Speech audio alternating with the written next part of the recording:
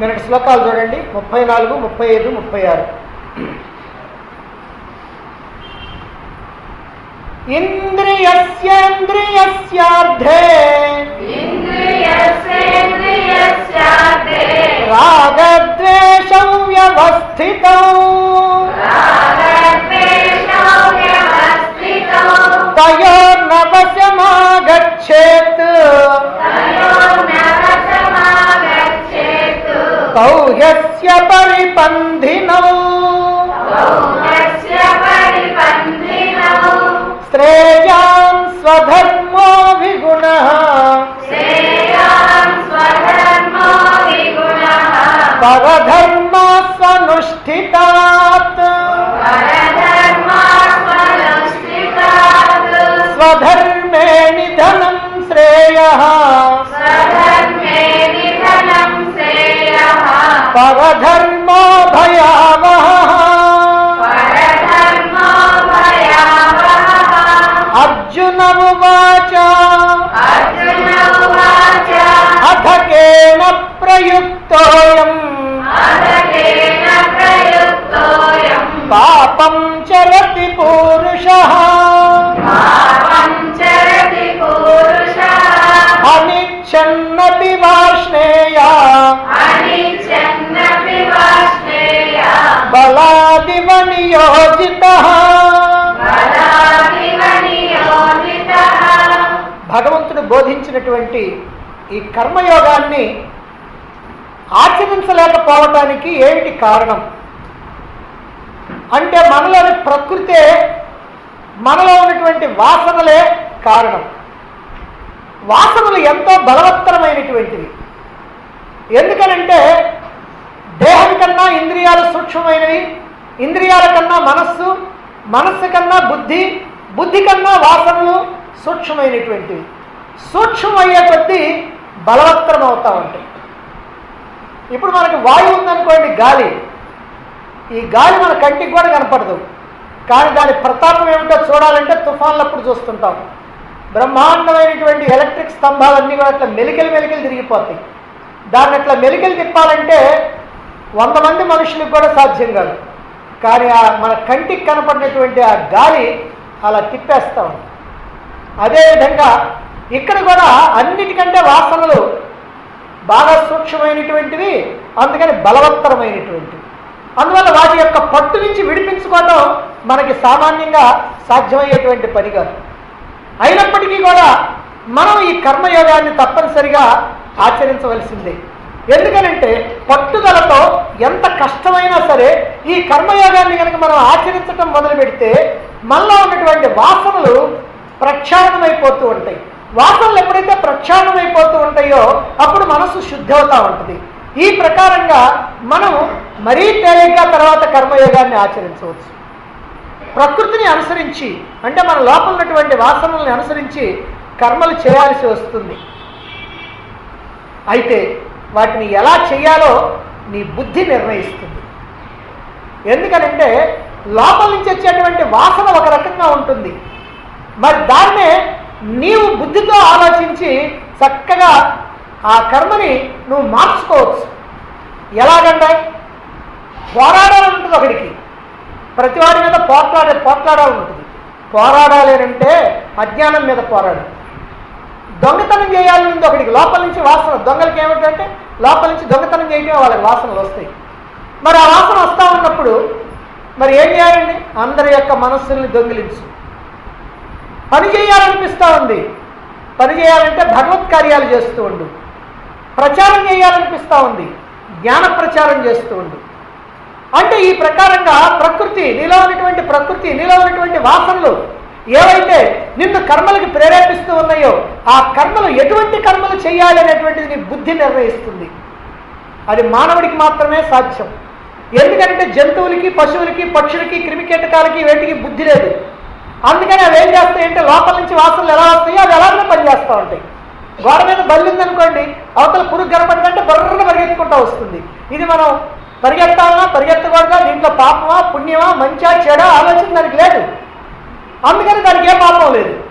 ఎందుకనంటే అవి బుద్ధి లేకుండా జన్మించినవి కనుక వాటికి ఏ పాప పుణ్యాలు లేవు. కానీ మానవుడికి మాత్రం ఈ పాపపుణ్యాలు ఉన్నాయి. ఎందుకనంటే బుద్ధి అనేటువంటి ఒకటి ఉంది కాబట్టి ఇది మంచా ఇది చెడా అనేటువంటి విచక్షణ జ్ఞానం చేయగలిగినటువంటి వాడు కనుక మానవుడు మాత్రమే ఈ పాపపుణ్యాల్ని పొందుతూ ఉంటాడు. అంతేకాదు చెడ్డ వాసనల్ని మంచిగా మార్చుకోవడానికి కూడా మానవుడికే వీలుంది. మిగిలినటువంటి జంతువులకి ఆ చెడ్డ వాసనలు వస్తే చెడ్డగానే, మంచి వాసనలు వస్తే మంచిగానే ప్రయత్నిస్తూ ఉంటాం. కాబట్టి ప్రకృతిని అనుసరించి మనం పనులు చేయాలి. అయితే ఈ పనులు రాగద్వేషాలతో కూడినప్పుడు మనకి బంధం అవుతా ఉంది. ఈ రాగద్వేషాలను జయించాలి అని అంటే, రాగద్వేషాలను జయించాలంటే శాస్త్రాన్ని చక్కగా అధ్యయనం చేయాలి. నాకు చేత కాదండి, లేదా చదువు లేదండి, లేకపోతే నాకు తీరిక లేదండి, అయితే ఒక సద్గురువు ద్వారా ఈ శాస్త్రాలన్నింటినీ చక్కగా శ్రవణం చేయి. శ్రవణం చేసి మననం చేయి. మళ్ళీ మళ్ళీ తలుచుకో, మళ్ళీ మళ్ళీ గుర్తు తెచ్చుకో. లేదా అవసరమైనటువంటి సమయంలో అవసరమైనటువంటి వారికి అవసరమైనటువంటి సేవలు అందిస్తూ ఉండు. అంటే నీ స్వధర్మం ఎలాంటిదైనా సరే నువ్వు ఆచరించు, అదే నీకు శ్రేయస్సు కలిగిస్తుంది. పరధర్మం ఏదైతే ఉన్నది భయంకరమైనటువంటిది. నీ స్వధర్మాచరణలో నువ్వు మరణించినా సరే అది నీకు శ్రేయస్సే. ఎందుకంటే ఇక్కడ అర్జునుడికి చెప్తున్నాడు భగవానుడు, నన్నేమో యుద్ధం చేయమంటున్నావు, నాకేమో జ్ఞానాన్ని అందుకొని మోక్షాన్ని అందుకోవాలనుంది, ఎందుకయ్యా నన్ను ఘోరమైనటువంటి యుద్ధం చేయమంటావంటే ఈ యుద్ధం అనేటువంటిది నీ స్వధర్మం. ఎందుకంటే నీ లోపల నువ్వు క్షత్రియుడివి కనుక నీది రజోగుణం. రజోగుణం కనుక ఈ యుద్ధం చేయాలనేటువంటి తపన ఉండి ఇప్పుడు యుద్ధరంగానికి వచ్చావు. మరి ఇప్పుడు కనుక నువ్వు యుద్ధం చేయకుండా వెళ్తానంటే, నీ స్వధర్మాన్ని కనుక వదిలిపెడితే ఏమవుతుంది? నువ్వు ఆ తపస్సు చేసుకోవడానికి కూర్చున్నప్పుడు కూడా ఇదిగో ఈ లోపల ఉన్నటువంటి నీ గుణం ఉండే ఈ రజోగుణం, నీ ప్రకృతి, నీ స్వభావం, అది ఏదైతే ఉందో యుద్ధం యుద్ధం యుద్ధం అనేటువంటి ఆ స్వభావం ఉండే నువ్వు తపస్సు చేస్తూ ఉన్నప్పుడు ఎవరైనా చిన్న ఆటంకం కలిగిస్తే వాడిని బాణం తీసుకొని వేసేద్దాం అనుకో. లేదా భిక్షాటనకి వెళ్ళామనుకో, ఆ ఇంటి వాడు తిట్టాడనుకో, చెంపలు పెట్టించి కొట్టాలనిపిస్తుంది. కనుక నీకు అవి పనికిరావు. సాత్విక గుణం ఉన్నటువంటి వాడికే అవి పనికి వస్తుంటాయి. నీలో ఉన్నటువంటి ఈ వాసనలు నువ్వు కనుక క్షాళన చేసుకోవాలంటే తప్పనిసరిగా నీ స్వధర్మాన్ని నువ్వు ఆచరించాలి అని భగవానుడు స్పష్టంగా అర్జునుడికి తెలియజేశాడు. ఇప్పుడు అర్జునుడికి వెంటనే ఒక సందేహం వచ్చింది. ఏమిటా సందేహం అని అంటే, మానవుడు పాపం చేయాలని ఎప్పుడు అనుకోడు. ఎవడు కూడా పాపం చేయాలి, పాపాన్ని మూటగట్టుకోవాలని అనుకోడు. అయినా సరే పాపం చేస్తూనే ఉన్నాడు. ఎందుకని చేస్తున్నాడు? ఎవరు బలవంతంగా నెడుతున్నారు నువ్వు పాపం చేయి పాపం చేయని? లోపలటువంటి ప్రారంధమా, లేకపోతే భగవంతుడా, లేకపోతే ఇంకెవరున్నానా? ఎవరు బలవంతంగా నువ్వు ఇట్లా పాపాలు చేయాల్సిందేనని ఎవరు నెడుతుంటే నేను పాపాలు చేస్తున్నాను అనేటువంటి సందేహం వచ్చింది. మరి ఇప్పుడు ఆ సందేహాన్ని తీర్చాలి భగవానుడు. అందుకనే తర్వాత శ్లోకంలో 37వ శ్లోకంలో ఆ సందేహానికి సమాధానం ఏమిటో చెప్పబోతా ఉన్నాడు. 37వ శ్లోకం చూడండి. శ్రీ భగవానువాచ కామయేష క్రోధయేషః రజోగుణ సముద్భవః మహాశనో మహాపాప్మా విద్యేనమిహ వైరిణం. శ్రీ భగవానువాచ కామయేష క్రోధయేషః రజోగుణ సముద్భవః మహాశనో మహాపాప్మా విద్యేనమిహ వైరిణం. రజోగుణ సముద్భవః, రజోగుణం నుంచి పుట్టినటువంటి కామయేష, కామమే, క్రోధయేష, క్రోధమే. అయ్యోనయ్యా అవి ఎవరయ్యా నన్ను వెనక నుంచి నెడతా ఉందంటే నీ కామక్రోధాలు ఏవైతే ఉన్నాయో ఆ కామక్రోధాలే నిన్ను ఈ పాపం చేయడానికి ముందుకి బలవంతంగా నెడతా ఉన్నాయి. అయితే ఈ కామక్రోధాలు ఎక్కడ పుడుతున్నాయి అని అంటే రజోగుణం నుంచి పుట్టినటువంటివి. రజోగుణం నుంచి పుట్టినటువంటి ఈ కామక్రోధాలే నిన్ను ఇలా పాపానికి పురిగొలుపుతూ ఉన్నాయి. అవి ఎలాంటివి? ఈ కామం అనేటువంటిది ఎలాంటిది అంటే మహాశన. దానికంట ఎంత ఆకలో చెప్పడానికి వీల్లేదంట. బాగా ఆకలి. మహాపాప్మ, గొప్ప పాపి అంటే ఎంత పాపాలైనా జయిస్తూ ఉంటుంది. ఏనం ఇహ, ఇది ఇక్కడ వైరిణం విద్ధి, నీకు శత్రువు అని తెలుసుకో. శత్రువు కూడా బయట శత్రువు కాదు, లోపల శత్రువు, అంతఃశత్రువు. ఎందుకంటే కామం ఎక్కడుంటుంది? నీ లోపలే ఉండేది. కాబట్టి ఇది నీ శత్రువు అని తెలుసుకో ఓ అర్జున అని భగవానుడు ఇక్కడ తెలియజేస్తూ ఉన్నాడు. ఓ అర్జున, నువ్వు అడిగావు ఎవరు మన చేత పాపాలు చేయిస్తున్నారు, పాపం చేయాలనేటువంటి ఆలోచన లేకపోయినప్పటికీ కూడా బలవంతంగా ఎవరు పాపం చేయిస్తున్నారు అని అంటే అదిగో కామ ఏష క్రోధ ఏష. కామము క్రోధము ఈ రెండే నిజాలు చేయిస్తుంది. ఎక్కడ పుట్టినవి? రజోగుణ సముద్భవ, రజోగుణం నుంచి పుట్టినటువంటివి. ఇవి నీకు శత్రువులు, గొప్ప శత్రువులు అని తెలుసుకో అంటున్నాడు. ఓ అర్జున, నిన్ను నీ ఇష్టంతో నిమిత్తం లేకుండా పాపాల వైపు నిన్ను నడిపిస్తూ ఉన్నటువంటిది పరమాత్మ కాదు, ప్రారబ్ధము కాదు. ఎందుకనంటే పరమాత్మ కరుణామూర్తి. ఆయనకేం పని నిన్ను పాపాల వైపు నడిపించడానికి? ఆయన ఏమైనా నీ స్నేహితుడా, పేకాటాడుకునే స్నేహితుడా, రారావని నిన్ను తీసుకెళ్ళడానికి? కాబట్టి భగవంతుడికి ఏమీ అవసరం లేదు, నిన్ను పాపాల వైపు నడిపించాల్సినటువంటి అవసరం భగవంతుడికి ఏమీ లేదు. ఇక ప్రారంధం అంటావా? ప్రారంధం అనేది ఏంటంటే మనం పూర్వంలో చేసినటువంటి కర్మలు ఏవైతే ఉన్నాయో ఆ కర్మఫలాలు అనుభవించడానికి మనం తీసుకొని వస్తున్నాం. ఆ కర్మఫలాలు అవి ప్రారంధం, అవి అనుభవిస్తే పోతాయి. కాబట్టి ఇక్కడ అనుభవిస్తా పోతాయి అంతే తప్ప నిన్ను కర్మలకి ప్రోత్సహించేది ఈ ప్రారంధం కాదు. మరేంటి? వాసనలు. అయితే ఈ వాసనలన్నీ కూడా నిన్ను ప్రేరేపిస్తూ ఉంటాయి. కానీ నువ్వు చేసేటువంటి పనులు దేన్ని బట్టి ఉంటాయంటే కామయేష, క్రోధయేష. అయితే నిజంగా కామం, క్రోధం అని రెండు ఉన్నాయండి? రెండు లేవు, ఒకటే ఉంది. ఒకటే రెండుగా వ్యక్తమవుతూ ఉంటుంది. ఎందుకంటే కామమే దాని యొక్క పరిస్థితులు ఏదైనా తేడా వస్తే క్రోధంగా మారుతుంది. ఇప్పుడు ఏదైనా ఒక వస్తువును చూచారనుకోండి, ఆ వస్తువును చూసినప్పుడు అది నాకు కావాలి అని అనిపిస్తుంటుంది. ఆ కావాలి అనిపించడమే కామం. సరే, కావాలనిపించి దానికోసం నువ్వు ప్రయత్నం చేస్తావు కదా. దానికోసం నువ్వు ప్రయత్నం చేస్తూ ఉన్నప్పుడు నీ ప్రయత్నానికి అడ్డు తగులుతాడు ఎవడన్నా, అప్పుడు వాడి మీద వస్తుంది కోపం. ఎందుకనంటే ఆ వస్తువు నాకు కావాలి, దాంతో నేను సుఖపడతాను అని దాన్ని తెచ్చుకోవడానికి పోయినప్పుడు టక్కుని నీకు అడ్డు వచ్చి కూర్చుంటాడు. ఏదో రకంగా నీకు అడ్డు కొడతాడు, లేదా పరిస్థితులు నీకు అడ్డం వస్తూ ఉంటాయి. అప్పుడు పరిస్థితుల మీద కోపం, వ్యక్తి అడ్డం పడితే వ్యక్తి మీద కోపం. అంటే కామమే క్రోధంగా మారుతూ ఉంది అనేటువంటి విషయం మనకి తెలుస్తుంది.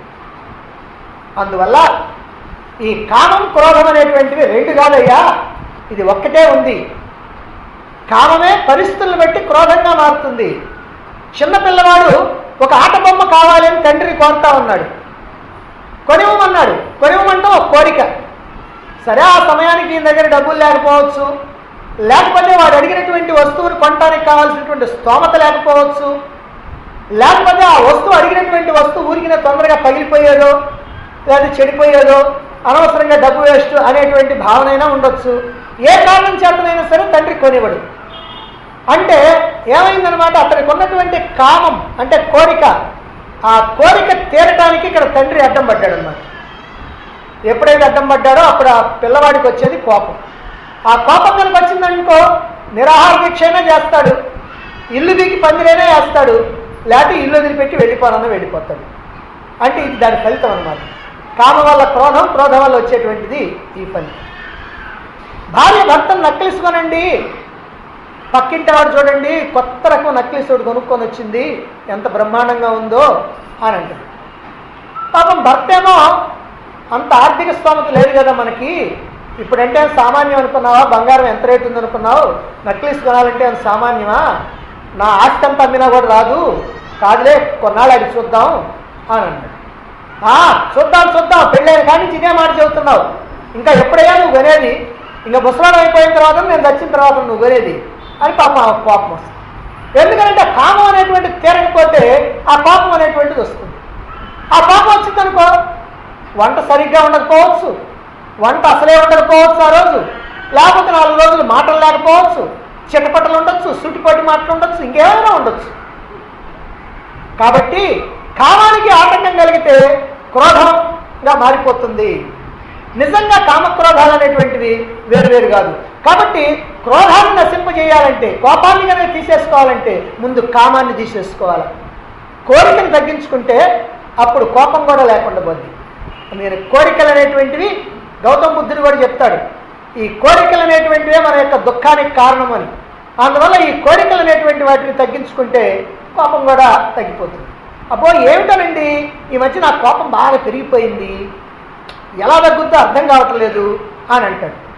బాబు ఎలా తగ్గుద్దో అర్థం కాలేదంటాడు, కోపంగానే ఉంటాడు. కానీ ఆ కోపాన్ని తగ్గించుకోవడానికి, ఆ కోరిక తగ్గించుకోవాలనేటువంటి విషయం మాత్రం వాడికి తెలియదు. తెలిసినా కూడా ఆ కోరికను మాత్రం తగ్గించుకోలేడు. ఎందుకనంటే ఆ లోపల నుంచి వచ్చేటువంటి ఆలోచన వాసన ప్రభావం అట్లాంటిదన్నమాట. మరి కోరిక పోతేనే కోపం పోద్ది.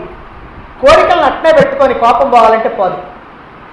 బావిలో కుక్కబడి చచ్చిపోయింది, నీళ్ళన్నీ వాసన వస్తూ ఉన్నాయి, మోటార్ పెట్టి నీళ్ళు దోరుతూ ఉన్నారు, ఎంత దోడినా వాసన అట్టానే ఉంది. ఎందుకంటే చచ్చిన కుక్క అక్కడే ఉంది. అంటే ఆ కుక్కను అట్నే పెట్టి నువ్వు ఎన్ని రోజులైనా నీళ్లు తోడేసాయి, మళ్ళీ వచ్చేటువంటి నీళ్ళన్నీ ఆ వాసనతో వస్తాయి. అందుకని నువ్వేం చేయాలా, ముందు ఆ కుక్కను తీసేయాలి. తీసేసిన తర్వాత నీళ్లు తోడేస్తా ఉంటే కాస్త 2 రోజులకో 3 రోజులకో ఆ వాసన కాస్త పోద్ది. అదే ప్రకారంగా నీ లోపల కామాన్ని అట్టే పెట్టుకొని నా కోపం పోవాలంటే ఎలా పోతుంది? పోదు. కాబట్టి ముందుగా నీలో ఉన్నటువంటి కామాన్ని, కోరికను తొలగించుకో, అప్పుడు కోపం అనేటువంటిది పోవటానికి వీలుంటుంది. ఇక ఈ కోపం అనేటువంటి దాని యొక్క పుట్టుక స్థానం ఏమిటి? ఈ కామం యొక్క పుట్టుక స్థానం ఏమిటి? ఎక్కడ పుట్టింది? రజోగుణ సముద్భవ అన్నారు. అంటే ఈ కామం రజోగుణం నుంచి పుట్టింది. గుణాలన్నీ కూడా ప్రకృతిలో ఉన్నాయి. ప్రకృతిలో అంటే ఎక్కడ బయట ఉన్నాయి అనుకోబాకండి. ప్రకృతి అంటే మన లోపల, ప్రకృతి అంటే మన వాసనలే ప్రకృతి. భగవంతుని యొక్క ప్రకృతిని మాయ అంటారు, మన యొక్క ప్రకృతిని వాసనలు అంటారు. 2 ప్రకృతి. కాబట్టి ఈ ప్రకృతికి 3 గుణాలు ఉన్నాయి: సత్వగుణం, రజోగుణం, తమోగుణం. మరి సత్వగుణం ఉందనుకోండి, సత్వగుణం కనుకుంటేనేమో జ్ఞానాన్ని కలిగిస్తుంది, రజోగుణం ఉంటేనేమో కామాన్ని కలిగిస్తుంది, తమోగుణం ఉంటేనేమో సోమర్థనాన్ని కలిగిస్తుంది. కాబట్టి నీలో ఉన్నటువంటి గుణం ఏదో దాన్ని బట్టే, అంటే రజోగుణ సముద్భవ, రజోగుణం నీలో ఉంది కాబట్టి కామం అనేటువంటిది ఉంటుంది. కాబట్టి నువ్వు ఆ రజోగుణాన్ని తొలగించుకోవాలంటే ఏం చేయాలండి? రజోగుణాన్ని తొలగించుకోవాలంటే సత్వగుణాన్ని పట్టుకోవాలి. సత్వగుణాన్ని పట్టుకొని రజోగుణాన్ని తొలగించుకోవాలి. రజోగుణాన్ని పట్టుకొని తమోగుణాన్ని తొలగించుకోవాలి. తమోగుణం అంటే సోమర్థనం కదా. సోమర్థనం ఎప్పుడు పడుతుంది? నీకు పని చేయడం మొదలు పెడితే. నీలో రజోగుణం ఉంటే దానివల్ల ఎంత లాభం వస్తుంది, దీనివల్ల ఎంత ప్రయోజనం వస్తుంది, ఇదైతే నాకెంత సుఖం, ఇదైతే నాకెంత ఆనందం అనే బుద్ధి కనుక నీలో కనుక ఎక్కిచ్చారా అప్పుడు లేస్తావు. ఈ తమోగుణం కాస్త పోతుంది. అలాగే ఇప్పుడు రజోగుణం పనులు చేయటం. ఇప్పుడు ఈ పనులన్నీ ఎందుకు చేస్తున్నావు? నీకు రకరకాలైనటువంటి కోరికలు ఉండబట్టి. కాబట్టి కోరికలను బట్టి పనులు చేస్తున్నావు. కాబట్టి సత్వగుణం అంటే భగవత్ సంబంధమైనటువంటి కర్మల్లోకి దిగావనుకో, భగవత్ సంబంధమైనటువంటి ఆలోచనలోకి దిగావనుకో, భగవత్ సంబంధమైనటువంటి జ్ఞానాన్ని పొందాలనుకున్నావు అనుకో, ఆ జ్ఞానాన్ని కనుక పొందుతా ఉంటే క్రమంగా నీలో ఉన్నటువంటి ఈ రజోగుణం తగ్గిపోతుంది. రజోగుణం తగ్గిందనంటే కోరికలు తగ్గిపోతాయి. కోరిక తగ్గిందనంటే క్రోధం కూడా తగ్గిపోతుంది. ఈ విధంగా మనం ఈ కామ క్రోధాలు అనేటువంటి శత్రువుల్ని మన లోపల నుంచి తీసేయాలి. పైగా ఈ కామక్రోధాలు రెండింటికి, కామానికి 7 లక్షణాలు ఉన్నాయంటే మహాశన, మహాపాప్మ అని 2 చెప్తున్నారు. మహాశన అంటే బాగా ఆకలి అన్నమాట. ఏమిటి ఆకలి? ఇది పెద్ద తిండిపోతు. ఈ కామం, కోరిక అనేటువంటిది పెద్ద తిండిపోతు. ఎంత తిన్నా తృప్తి లేదు. తింటామంటే నిజంగా అన్నం తింటాం కాదు, అదైతే కొంత తినంగానే ఆపేస్తాం. కానీ ఇక్కడ ఎన్ని సుఖాలు వచ్చినా, ఎన్ని భోగాలు అనుభవిస్తూ ఉన్నా, ఎంత అనుభవించినా, ఏం చేసినా, ఎంత సంపాదించినా, ఎన్ని ఇళ్ళు కట్టుకున్నా, ఏమి ఇల్లు లేనప్పుడు ఏమనుకుంటామంటే మనకు ఉండటానికి ఒక ఇల్లు ఉంటే బాగుండు అనుకుంటాం. ఉండటానికి ఇల్లు ఉన్న తర్వాత ఉండటానికి ఉంది కానివ్వండి, కాస్త 2 అబ్బాయిలు ఉన్నారు కదా, 2 ఇళ్ళు ఉంటే బాగుండు. సరే 2 ఇళ్ళు కూడా అయిపోయినాయి, 3 అయిపోయినాయి. 3 అయిపోయిన తర్వాత మళ్ళీ ఏమిటి ఆలోచన? ఏదోలేండి మనమే శాశ్వతమైంది 4-5 ఇళ్ళు కనుక కట్టించేసి ఇద్దరికి చెల్లెండి ఇళ్ళు కనుక ఇచ్చిపోతే కనీసం వీళ్ళు ఎట్లా బతికినా బతకపోయిన ముందు అద్దెలను వస్తాయి కదా. సరే 5-6 ఏళ్ళు అయిపోయింది అనుకో, ఆ తర్వాత ఏమంటే ఎళ్ళద్దలు ఎక్కుంటాయో ఏమో, ఉన్నోడు లేస్తాడో లేవడు, అందుకని కాస్త ఏదో చెరొక ₹1 కోటి ఇచ్చిపోతే బాగుంటుంది కదా. ఎక్కడికి ఆశ ఆశ. అందుకనే దేవుడు మహా ఆశనహ అంటే తిండిపోతు పెద్ద ఆశ. యయాతి మహారాజు ఉన్నాడు మహాభారతంలో ప్రారంభంలో వచ్చేటువంటి కథల్లో. యయాతి మహారాజు ఆయనకి శుక్రాచార్యుడి యొక్క కూతురు దేవయాన్ని చేసుకున్నాడు. ఆ శుక్రాచార్యుడి గురువు అయినటువంటి వృషపరుడి యొక్క కూతురు అయినటువంటి శర్మిష్ఠని చేసుకున్నాడు. ఇద్దరిని చేసుకున్నాడు. ఆమెకి పిల్లలు, ఈమెకి పిల్లలు. అయితే ఇప్పుడు ఈ శుక్రాచార్యుడు కూతురు షరతు పెట్టింది ఏంటంటే అసలు ఆ దగ్గరికి నువ్వు పోకూడదు. సరే కొన్నాళ్ళు అయిపోతుంది ఆమె పిల్లలు. సరే ఈయన బాగుపోతే పిల్లలు పుట్టారు, అందుకని వాళ్ళు పిలిచి అడిగింది ఎవరు మీ తండ్రి అని. అదిగో ఆయన చూపించారు. నువ్వేదో చేశావు, నీకు ఆమె వల్ల పిల్లలు పుట్టారంటే నువ్వు నా షరతు ప్రకారం ఉండలేదు అని కోపం వచ్చింది ఈ దేవయానికి. వెంటనే తండ్రి దగ్గరికి పోయింది, శుక్రాచార్యుడి దగ్గరికి పోయి భర్త మీద ఫిర్యాదు చేసినప్పటికీ ఆయన అల్లుడిని పిలిపించాడు.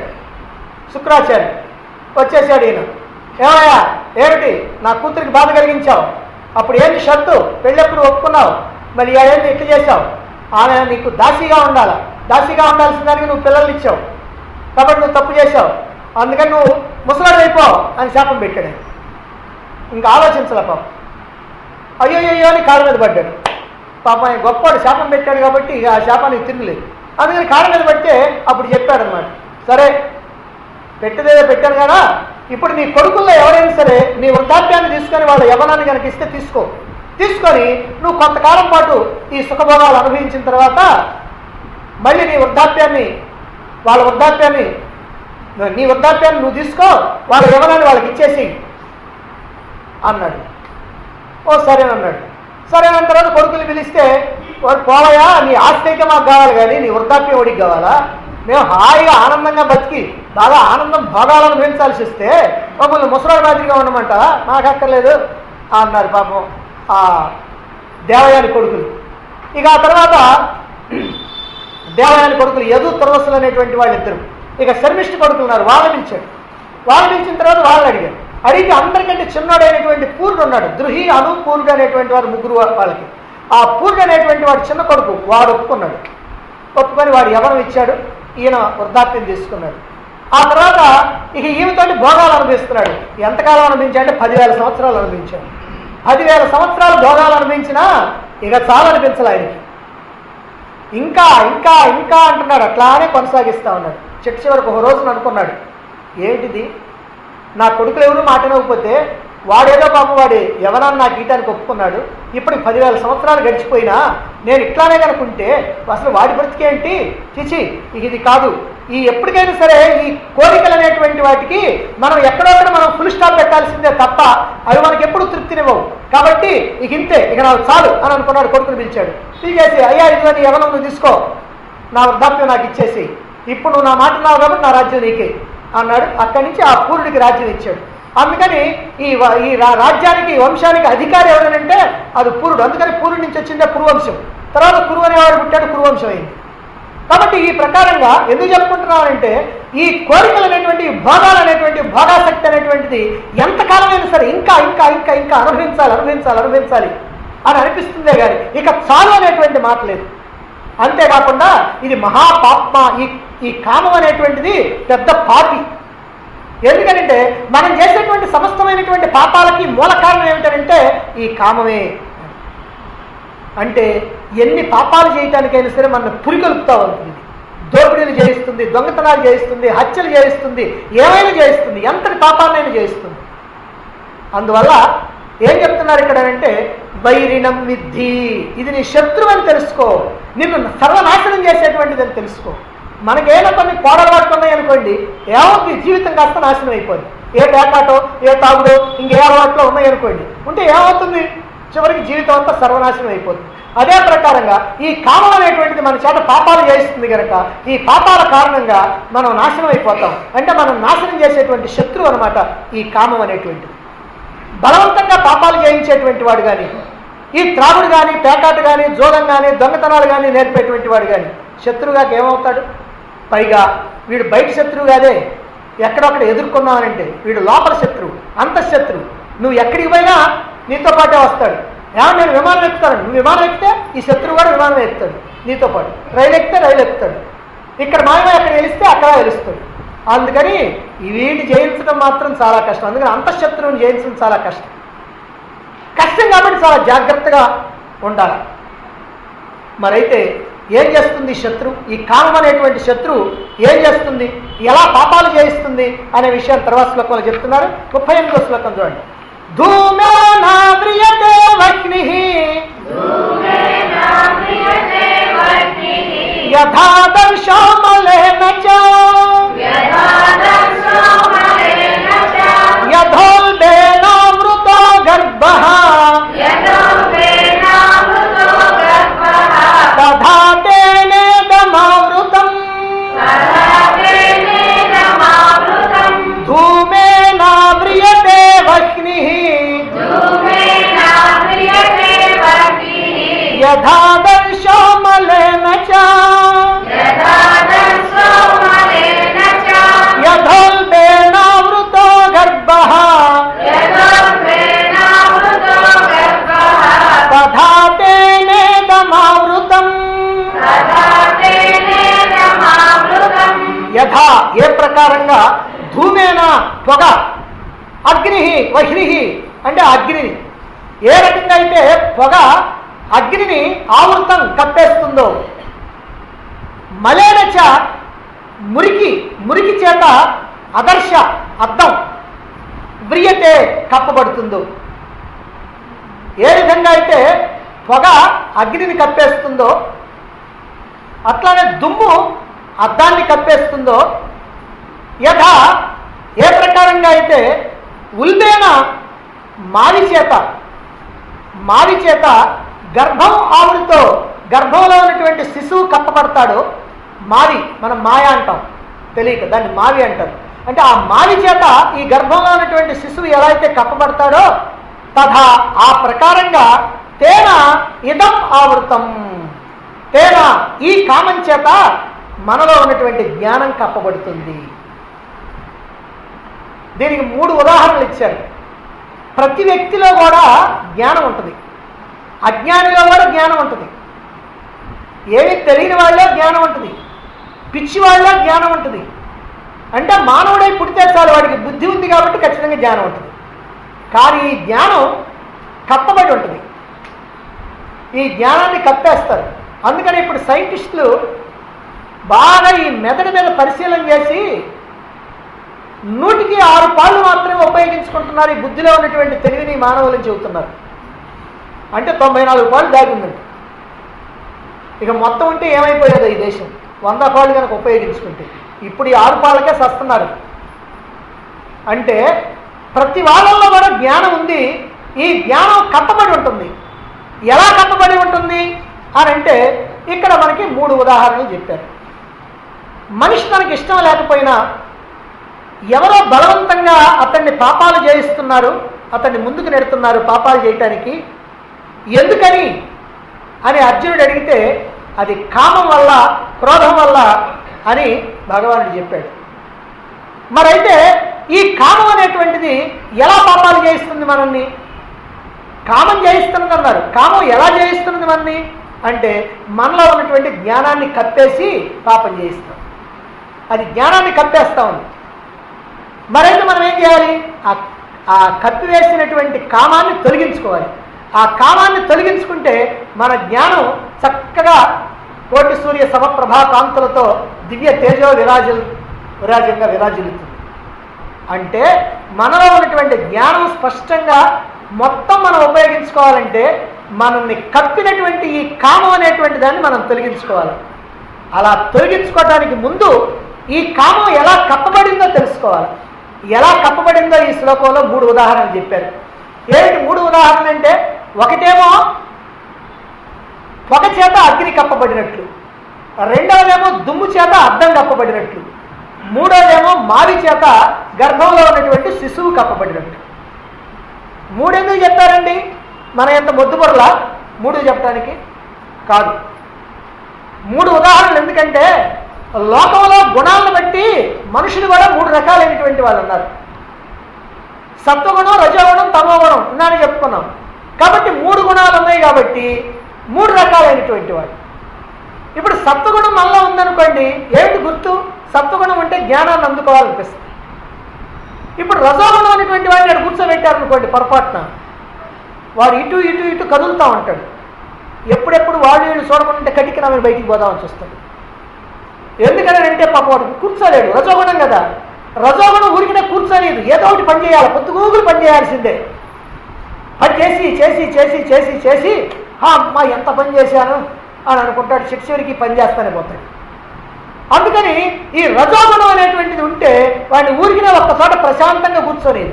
అదే సత్వగుణం ఉందనుకో, ప్రశాంతంగా కూర్చోవాలనిపిస్తుంది. పనున్నా సరే తప్పించుకొని ప్రశాంతంగా కూర్చొని ఏదో తెలుసుకోవాలి, విషయాన్ని తెలుసుకోవాలి అనేటువంటి భావన వస్తుంది.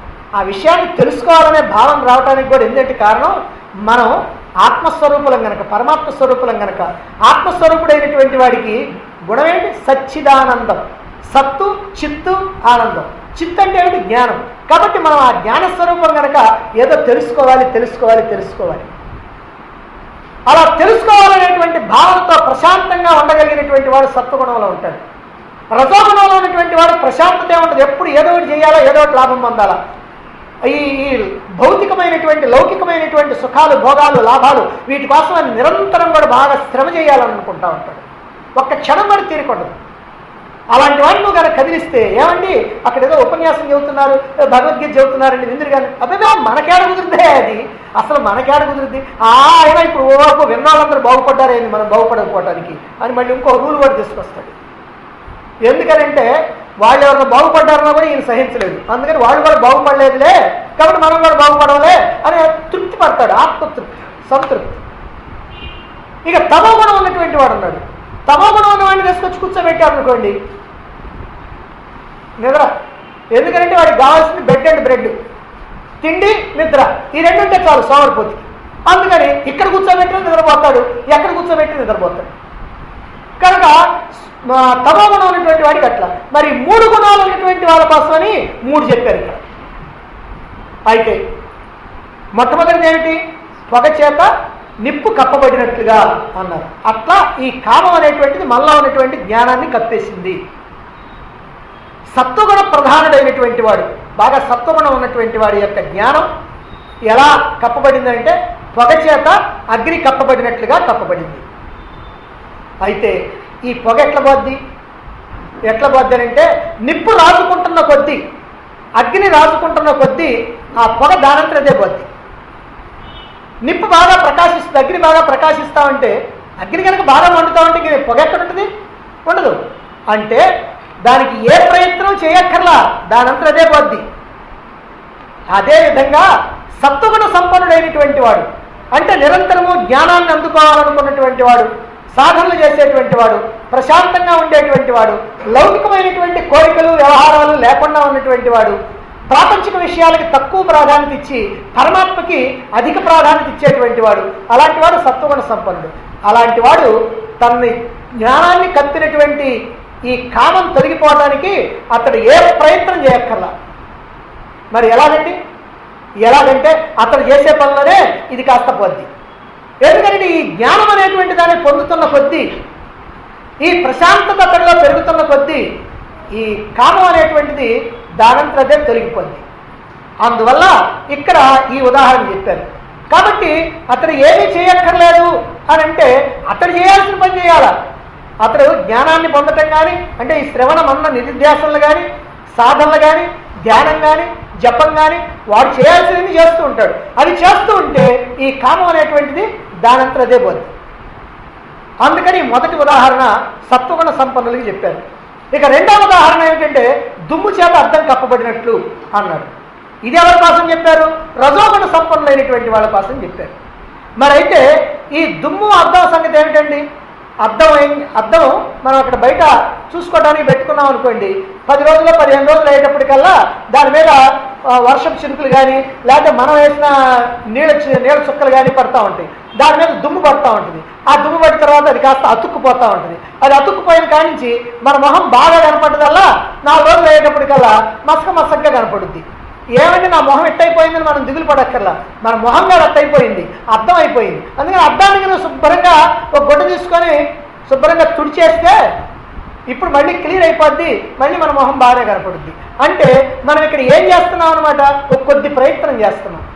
ఇందాక వాళ్ళు నెలకొంటుకుంటే లాభం లేదు. ఇప్పుడు ఏం చేయాలంటే ఆ దుమ్ము పోవటానికి ఓ బట్ట తీసుకొని దాన్ని కాస్త శుభ్రంగా రుద్ది శుభ్రం చేస్తాం. అదేవిధంగా ఇక్కడ రజోగుణ సంపన్నుడైనటువంటి వాడు ఎవరైతే ఉన్నారో, రజోగుణ ప్రవృత్తిలో ఎవరైతే ఉన్నారో అటువంటి వాడి యొక్క జ్ఞానం ఈ కామం చేత కప్పబడి ఉంది. ఎట్లా కప్పబడి ఉందనంటే అద్దం మీద దుమ్ములాగా.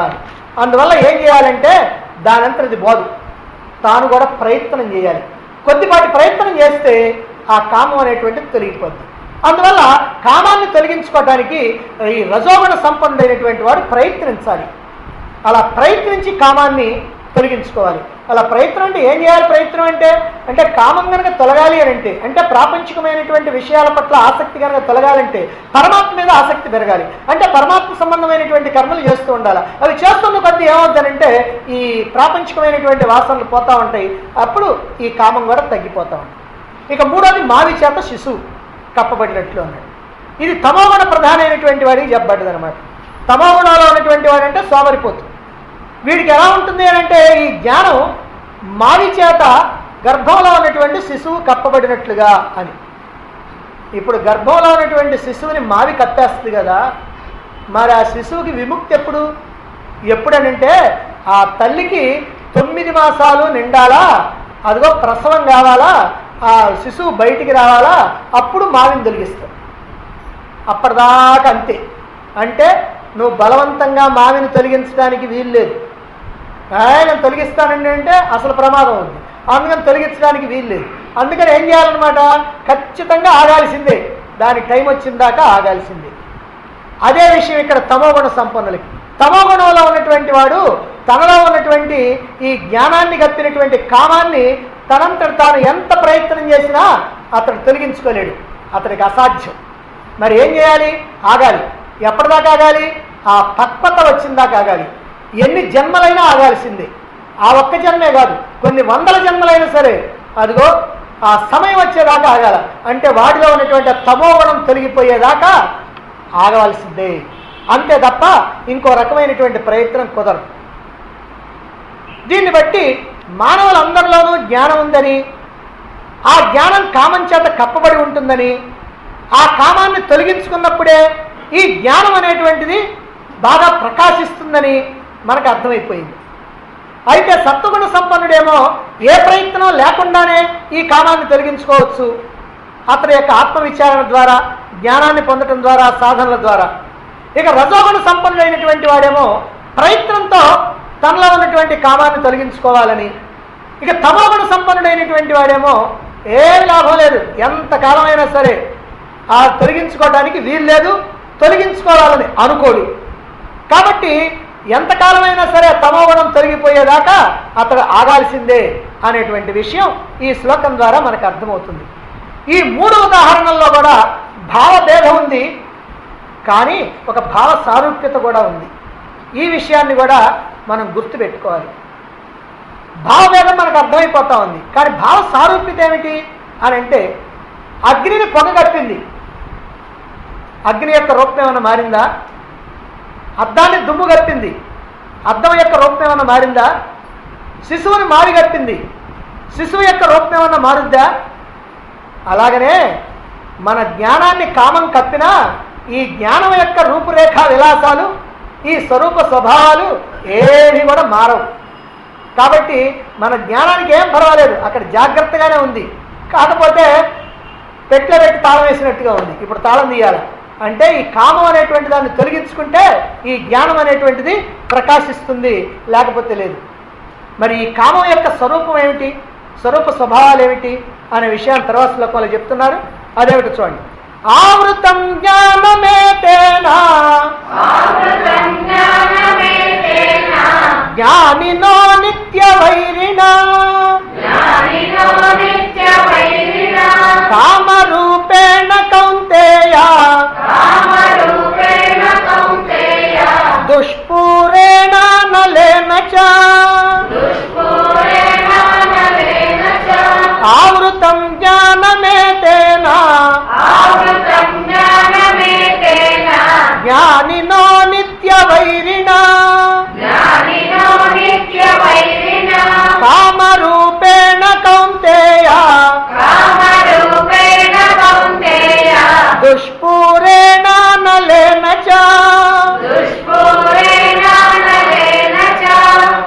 కౌంతేయ అంటే ఓ కుంతి కుమార.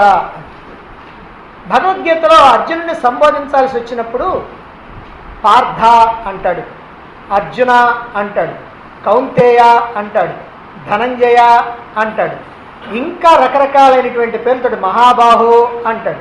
ఇలా ఎన్నో పేర్లతో పిలుస్తూ ఉంటాడు.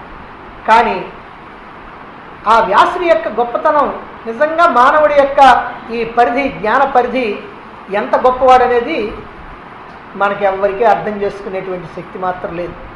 మనం కాదు, ఈ లోకంలో ఏ వ్యక్తి కూడా అర్థం చేసుకోలేడు. ఎందుకనంటే మన బుద్ధికి అంత స్థాయి లేదు. ఎందుకు చెప్పుకుంటున్నానంటే సుమారుగా 600 శ్లోకాలు శ్రీకృష్ణుడు అర్జునుడికి చెప్పినవి ఉన్నాయి. 500 చిల్లర శ్లోకాలు, 600 శ్లోకాలు. ఈ 600 శ్లోకాల్లో దాదాపు 200-250 సార్లు ఈ అర్జునుడిని సంబోధించడం ఉంది. ప్రతి సంబోధన వెనుక కూడా జాగ్రత్తగా ఆలోచిస్తే ఒక అద్భుతమైనటువంటి భావన మనకు వస్తుంది. ఇక్కడ కౌంతేయ అన్నాడు. కౌంతేయ అంటే కుంతి కుమార అని అర్థం. ఇది మామూలుగా అర్జున పిలవటమే. కానీ ఇందులో ఇంకో విశేషం ఏమిటనంటే కుంతం అని అంటే బల్యం. ఇది ధర్మరాజు దాంట్లో మనగాడు, కుంతం వేయటంలో మనగాడు. ఆ కుంతం అని అంటే బల్యం అనమాట. ఆ బల్యానికి ఆ చివరిలో బాగా పొదును ఉంటుంది. బల్యం అంటే బాగా చాలా పొడుగ్గా, మీకు అందరికీ తెలుసు, పొడుగ్గా ఉంటుంది. ఆ చివరిలో మాత్రం బాగా పొదును ఉంటుంది. అది కనుక తీసుకొని ఇసిరేస్తే అది వాడికి కనుక తగిలిందనుకో, పొట్టలోనో గొంతులోనో ఎక్కడ తగిలితే వాడు చచ్చిపోవాల్సిందే. అంటే ఇక్కడ కుంతం అనేటువంటిది బాగా పొదునైనటువంటిది ఆయుధం అనే విషయం మనకు తెలుసు.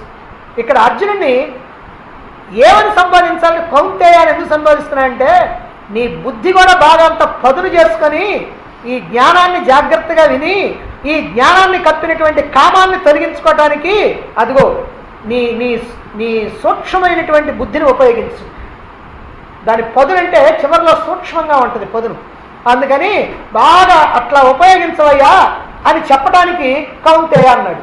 మామూలుగా అర్జున అన్నాడు అనుకో, ధనంజయ అన్నాడు అనుకో, ఇక్కడేం ప్రయోజనం? ధనంజయ అంటే ధనాన్ని జయించినటువంటి వాడు, యుద్ధానికి పోయి ఆ ధనాన్ని జయించి తీసుకొచ్చి అందరికీ పంచినటువంటి వాడు. కాబట్టి ఇక్కడ ధనం జయించిన దానికి ఇప్పుడు ఆ ధనం మీద అంతా వ్యతిరేకత. ఎందుకనంటే ఇక్కడ ప్రాపంచికమైనటువంటి విషయాల మీద ఆసక్తి కనుకుంటే నీ కామం అనేటువంటిది అక్కడే ఉంటుంది నీలో. ఈ కామం అనేటువంటిది కనుక పోవాలి అని అంటే నువ్వు తీవ్రమైనటువంటి ప్రయత్నం చేయాలి. ఆ ప్రయత్నం రజోగుణంలో ఉన్నటువంటి వాడు ప్రయత్నం చేస్తేనే కామం వద్ది. ఆ ప్రయత్నం ఎట్లా చేయాలా? సాత్విక గుణం అలవర్చుకోవాలా, సత్వగుణంలోకి రావాలి. అందుకని చెప్పి నీ బుద్ధిని బాగా పదునుగా చేసుకో అనేటువంటి మాటని మనకి తెలియకుండానే అంతరార్థంగా, అంటే మామూలు కనుకైతే కౌంతేయ అంటే కుంతి కుమారుడు అర్జునుడు అంతే. ఆ భావనతోటి అదిగో ఆ కుంతం అనేటువంటి దాన్ని దృష్టిలో పెట్టుకొని, ఆయన దృష్టిలో పెట్టుకున్నాడో లేదో, తర్వాత మహానుభావులు పెట్టుకున్నారో ఏమో అవన్నీ మనకు తెలియదు. కానీ మొత్తం మీద ఇది అంత గొప్పగా ఈ సంబోధనలు అనేటువంటివి అంత గొప్పగా ఉన్నాయి. ఎన్నో సందర్భాల్లో ఇట్లాంటివి మనం ఎన్నో చెప్పుకున్నాం. కాబట్టి ఇక్కడ కౌంతేయ అని అర్జున దుష్పూరేణ, తృప్తిపరచడానికి వీలు లేనటువంటి, దుష్పూరేణ, పూరేణ అంటే పూరించడం, అంటే పూరించడానికి వీలు లేనటువంటిది. ఏదైనా కాస్త ఖాళీ అయిందనుకోండి, తీసుకొచ్చి దాంట్లో పడేస్తే నిండైపోద్ది. ఓ సంచిలో సగం ఖాళీ అయిందనుకోండి, ఆ సగం కన్నా తీసుకొచ్చి చేసామంటే పూర్తి అయిపోద్ది. ఇప్పుడు ఈ కామం ఉండే దీన్ని ఎట్ట పూర్తి చేయడానికి వీలేదు. ఎందుకు దా చెప్పుకున్నాం కదా, దీనికి ఆకలి ఎక్కువని. అందుకని ఎంతన్నా సరే ఎన్ని కట్టెలన్నా ఈ అగ్ని ఇక చాలందు, రాని రాని ఇంకా బాగా వండుతానంట. అదే ప్రకారంగా ఈ కామం కూడా ఎన్ని కోరికలు తీరుతున్నా, ఎన్ని భోగాలు అనుభవిస్తున్నా ఇక చాలు అనేటువంటి మాట లేదు. అందుకని దీన్ని దుష్పూరేణ అన్నారు. దుష్పూరేణ అని అనలేనచ అని కూడా అంటున్నారు. అనలేనచ అంటే అగ్ని వంటిది అని అంటారు. ఎందుకని అగ్ని వంటిది? ఎన్ని కట్టెలేసినా ఇక చాలు అందు, మండుతానే ఉంటుంది. అదే ప్రకారంగా ఈ కామం కూడా అంతే, ఎన్ని భోగాలు అనుభవిస్తున్నా ఇంకా ఇంకా ఇంకా అని అంటానే ఉంటుంది. అందుకని ఇది అనలేనచ, అగ్ని వంటిది. కామరూపేణ, దీనికి ఒక రూపం ఉంది. ఏమిటంటే కామరూపేణ అంటే కోరికయే స్వరూపంగా కలిగినటువంటిది. కాబట్టి కోరికే స్వరూపంగా కలిగినటువంటిది అంటే ఆశారూపమైనటువంటిది. ఆశ జ్ఞానినో నిత్య వైరిన, జ్ఞానికి ఇది వైరిణ అనకుండా నిత్య వైరిణ, అంటే ఎప్పుడు శత్రువే. జ్ఞానికి ఎప్పుడు శత్రువే ఈ కామం. ఎందుకనంటే ఇందాక చెప్పుకున్నాం, ఈ కామం అనేటువంటిది మానవుడిని ఎంత పతనావస్థకి తీసుకెళ్లాలో అంత పతనావస్థకి తీసుకెళ్ళి వదిలిపెట్టింది. ఇప్పుడు మనం మెట్ల మీద కనుక బంతి పడుతుంది అనుకోండి, టక్టగా ఆడుతూ ఉంటే మెట్ల మీద బంతి పడుతుంది అనుకోండి, ఏమంతా బంతి ఒక్కొక్క మెట్లు 2 మెట్లు 3 మెట్లు అట్లా ఎగురుకుంటా ఎక్కడికి ఎగురుకుంటా పైకి పోదు, కిందకి ఎగురుకుంటా వచ్చి చివరి మెట్టు మీదకి వచ్చి, చివరి మెట్టు మీద నుంచి కిందకు వచ్చి, ఆ కింద కూడా ఆమె ఆగదు, ఇంకా ఏమైనా కిందకి దిగటానికి వీలుందేమని చెప్పి అటు ఇటు తిరిగి అక్కడ ఆగుద్ది, ఇక బాగోడానికి వీల్లేదు. అంటే ఎంతవరకు పతనం కావాలో అంతవరకు పతనం అవుతున్నాను, ఇక పతనం కావడానికి వీలు లేక ఇక మానేశానంటది బంతి. ఇప్పుడు ఇది కూడా అంతే. ఈ కామం అనేటువంటిది కూడా మానవుడిని ఏం చేస్తుందంటే నిన్ను ఎంతవరకు పతనం చేయాలో అంతవరకు పతనం చేస్తుంది, ఇక పతనానికి వీలు కాకపోతే ఇంకేం చేస్తామని చెప్పి అక్కడ ఆగుద్ది. అందుకనే నిత్యవైరిణ అన్నారు. నిత్యవైరిణ అంటే ఎల్లప్పుడూ ఎప్పుడు కూడా నీకు వైరమే, ఎప్పుడు నీకు శత్రువే. ఇది ఏదైనా ఈ కామం చేత జ్ఞానం ఆవృతం, ఈ జ్ఞానం అనేటువంటిది కప్పబడింది. కాబట్టి ఇక్కడ ఈ కామం యొక్క స్వరూప స్వభావాల గురించి తెలియజేస్తూ ఉన్నాడు. కామం ఎటువంటి శక్తి కలిగిందో ఈ శ్లోకంలో చెప్తున్నారు.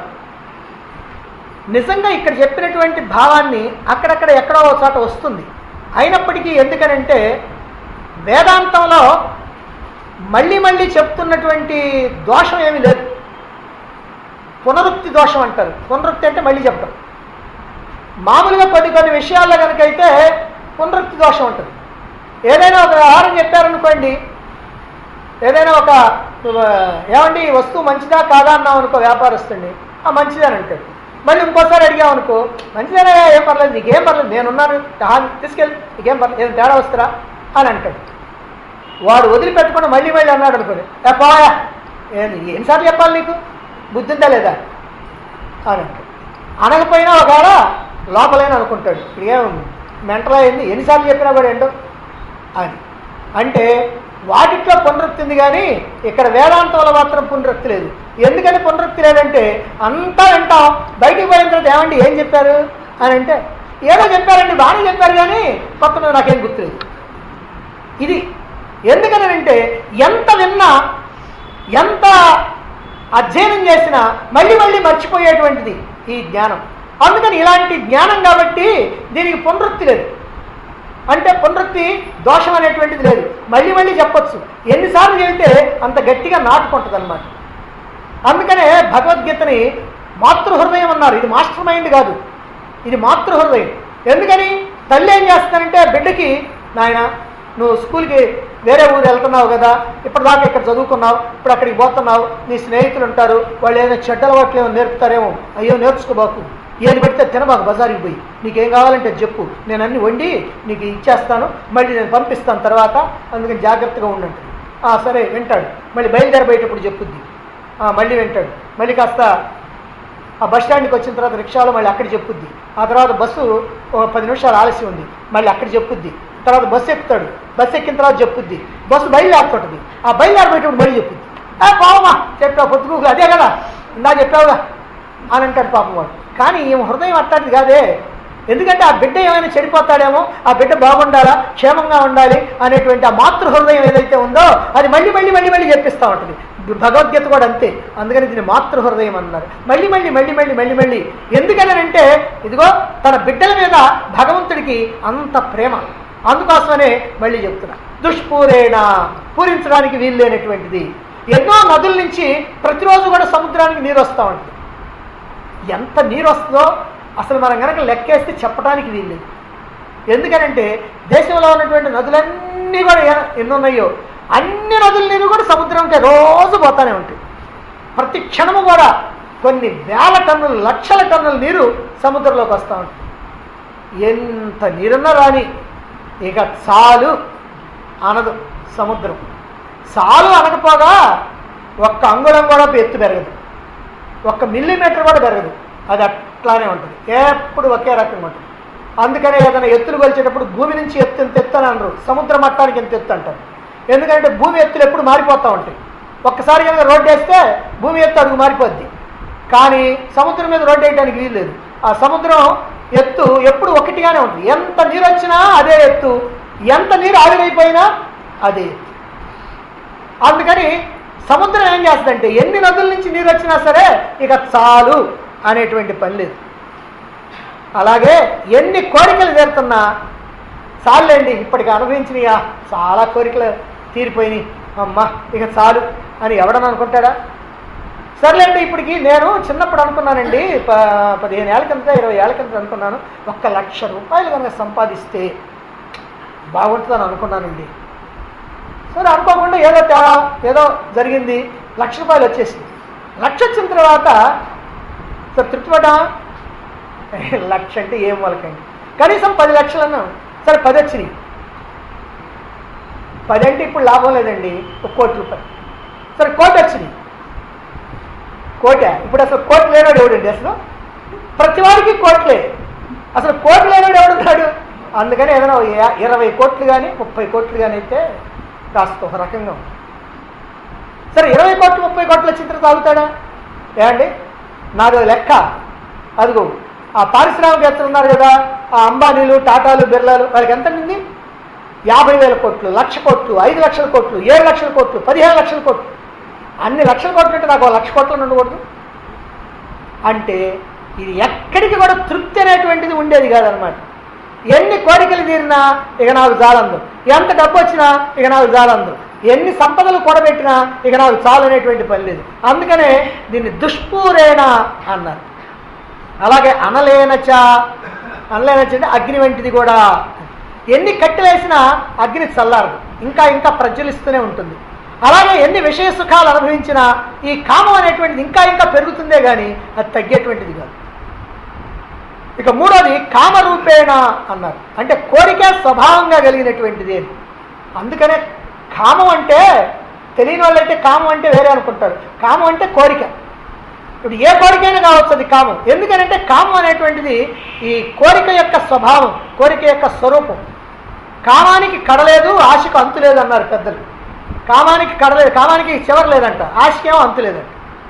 అందుకని ఆశని భర్తీ చేసినటువంటి వాడు ఇంతవరకు ఈ ప్రపంచంలో పుట్టలా, ఇక ముందు ఎప్పుడు పుట్టడు. ఇక ఆశ ఇంతటితోటి నాకు అయిపోయింది అని అనుకునేటువంటి వాడు లేడు. అంటే ఆశ లేదా కోరిక ఈ విషయ సుఖాలకి చెందినటువంటివే. ఈ విషయ సుఖాలకి, ఈ సంపదలకి, వీటికి చెందినటువంటివి. ఈ కోరికలు కనుక లేకపోతే కామం లేనట్టే. అందుకని కోరికల యొక్క స్వరూపం కలిగినటువంటిది కామం. ఇక నాలుగవది జ్ఞానినో నిత్యవైరినా అన్నారు. జ్ఞానికి ఇది నిత్య శత్రువు. అంటే నిత్య శత్రువు అంటే ఎల్లప్పుడూ శత్రువే. సామాన్యంగా లోకంలో ఏంటంటే ఒకప్పుడు శత్రువుగా ఉన్నటువంటి వాడు మరొకప్పుడు మిత్రుడు అవుతాడు, ఒకప్పుడు మిత్రుడిగా ఉన్నటువంటి వాడు ఏదో కారణం చేత శత్రువు అవుతుంటాడు. ఇది సామాన్యంగా మనం అక్కడక్కడ చూస్తుంటాం. అయితే రాజకీయాల్లో మాత్రం ఎప్పుడు చూస్తూనే ఉంటాం. ఇవాళ దుమ్మెత్తి పోసుకుంటారు, రేపు పొద్దున ఇద్దరు ఒకే పార్టీలో చేస్తారు, ఒకే పార్టీలో చేసి తన్నుకుంటారు, తన్నుకొని ఆ తర్వాత మళ్ళీ ఇద్దరు వేరు అవుతుంటారు. ఇదంతా కూడా ఇంత వేరు తన్నుకున్నటువంటి వాళ్ళు మళ్ళీ వెంటనే ఇద్దరు ఒకటైపోతారు. మనం ఇక్కడ చూస్తూ ఉంటాం. ఒకటి ఇవాళ ఇంకో ఒక పార్టీలో ఉంటాడు, అవతల దుమ్మెత్తి పోస్తాడు, మరుసటి రోజు దుమ్మెత్తి పోసిన పార్టీలో చేస్తాడు, ఈడి దుమ్మెత్తి పోస్తాడు, ఆ తర్వాత ఇంకో దాంట్లో. అంటే ఇవన్నీ కూడా ఏమిటంటే రాజకీయాల్లో ఈ శాశ్వతమైనటువంటి శత్రువు, శాశ్వతమైనటువంటి మిత్రుడు లేడు అనేటువంటిది ఓ పెద్ద బ్రహ్మాండమైనటువంటి డెఫినేషన్, నిర్వచనం అనమాట. అదే ప్రకారంగా ఇక్కడ కూడా ఏమిటంటే ఈ కామం అనేటువంటిది అలా ఒకప్పుడు మనకి శత్రువుగా ఉండి ఒకప్పుడు మిత్రువుగా ఉంటే కొంతైనా పర్వాలేదు, ఏమైనా పనిలో ఉంటే ఉందో పక్కన పడి ఉంటుంది అనుకోవచ్చు. కానీ అట్టగాదు, ఇది నిత్య శత్రువు. అంటే ఎప్పుడు కూడా శత్రువే. ఎంతటి వారికైనా సరే, ఎంతటి వారినైనా సరే ఈ కామం అనేటువంటిది ఢామను పడగొట్టేస్తుంది. కామం అనేటువంటిది కనుక ఉంటే ఎవడైనా సరే పడిపోవాల్సిందే. ఘోరమైనటువంటి తపస్సు చేశాడు విశ్వామిత్రుడు. అసలు విశ్వామిత్రుడు ఎవరు? క్షత్రియుడు, రాజ్య పరిపాలన చేసినటువంటి వాడు. ఆ రాజ్య పరిపాలన చేసినటువంటి వాడు మరి గొప్ప తపశక్తి సంపన్నుడే అంటే వాళ్ళే ఎంత పట్టుదల ఉండాలా? రజోగుణంలో ఉన్నటువంటి వాడు సత్వగుణంలోకి వచ్చాయంటే ఎంత పట్టుదల ఉంటే వస్తాడు? అంత పట్టుదలగా తీవ్రమైనటువంటి తపస్సు చేసినటువంటి వాడు. వశిష్ఠుడితో ద్వేషభావం ఉంటుంది. వశిష్ఠుడి మీద నేను ఇంకా గొప్పవాడిని కావాలనేటువంటి ఓ భావం ఉంది, ఒక ఈర్ష్య ఉంది. అయితే ఆ అసూయ మంచిదే, ఎందుకంటే తాను వృద్ధిలోకి రావటానికి. అందుకని అంత గొప్ప తపస్సు చేస్తాడు. అంత తపస్సు చేసినటువంటి వాడు కూడా మేనకు వచ్చింది, డామున పడిపోయాడు. రావణాసురుడు ఉన్నాడు, ఎంత గొప్పవాడు.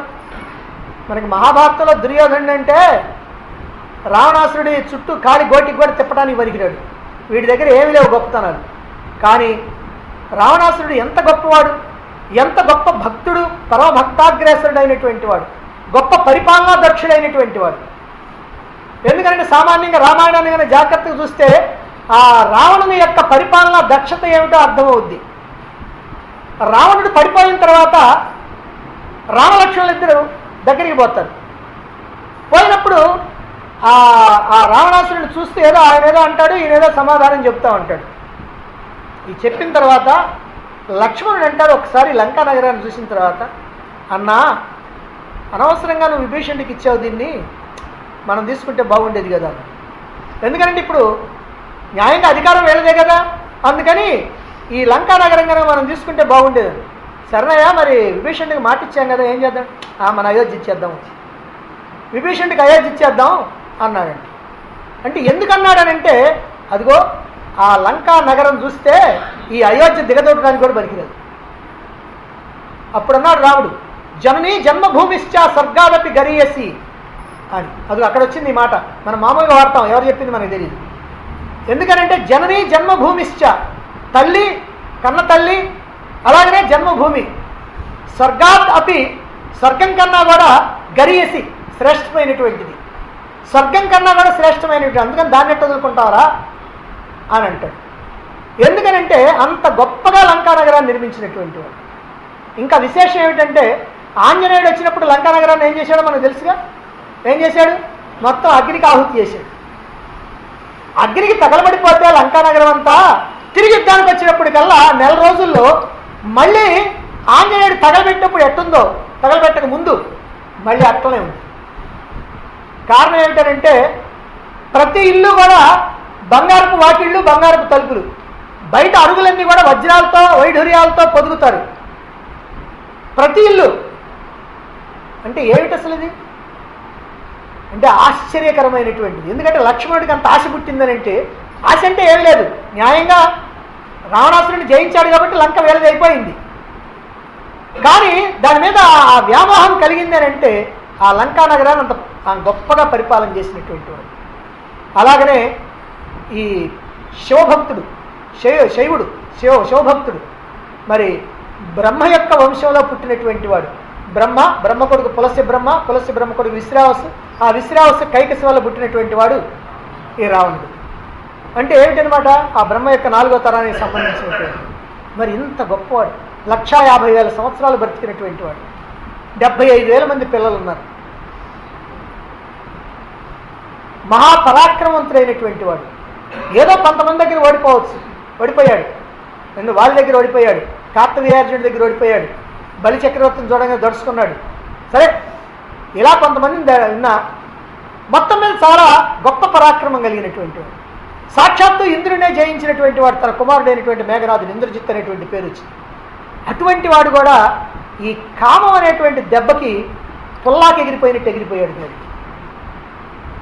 ఏమిటి విశేషం అని అంటే, ఈ కామం అనేటువంటిది అంత పని చేస్తుంది. రావణాసురుడు లాంటి వాడే అట్ట అయిపోతే మన బ్రతికేమిటి అనేది మనం ఆలోచించుకోవాలి. గడ్డపార్లో లేచిపోతా ఉంటే పుల్లాకులు గతేంటి అన్నట్టుగా మన సంగతి ఏమిటో మనం ఆలోచించాలి. ఈ కామం అనేటువంటిది అలాంటి శత్రువు అన్నమాట. అందుకనే మనం మన యొక్క శక్తియుక్తులన్నీ కూడా ఉపయోగించి పట్టుదలతో ఈ కామాన్ని మనం జయించాలి. అయితే కామాన్ని జయించాలి బాగానే ఉంది, మరి జయించాలంటే ఆ కామం యొక్క స్థావరాలు ఏమిటో తెలుసుకుంటే బాగుంటుంది కదా. ఆ కామం అనేది ఎక్కడుంది అని తెలిస్తే అప్పుడు దీన్ని ఎట్లా పోగొట్టాలా అనేటువంటి తెలుస్తుంది. మరి అది ఎక్కడుందో, ఎట్లా పోగొట్టాలనో ఏమిటో మనం రేపు చెప్పుకుందాం.